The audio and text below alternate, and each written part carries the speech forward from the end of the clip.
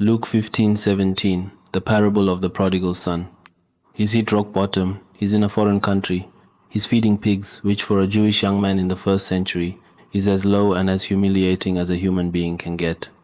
He's so hungry, he's looking at what the pigs are eating and wishing he could have some. And then Luke writes a phrase that most people read past in 2 seconds. He came to himself. That's it, 3 words in English. And we assume it just means he came to his senses. He had a good think, he realized what he'd done, and decided to go home. But the Greek phrase is eis huton, literally into himself. Not to himself, not at himself, into. The picture isn't of someone having a good conversation with their own brain. It's of someone who has been scattered fragmented pieces of themselves spread across a life lived entirely outward, and who for the first time in a very long time turns inward. He went into himself. He found the thing he'd been running from. And what did he find there?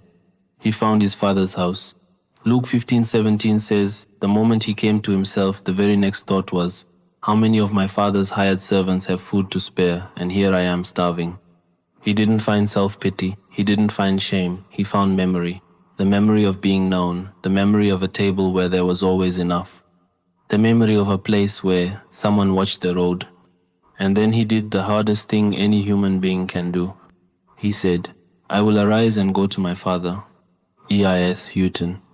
Going into yourself, finding the deepest true thing, the thing beneath the rebellion and the running and the noise. Because underneath all of it, there was always a father who was already looking down the road. The moment you come to yourself, really come to yourself, you find that the way home was never as far as you thought. It only feels far from out here,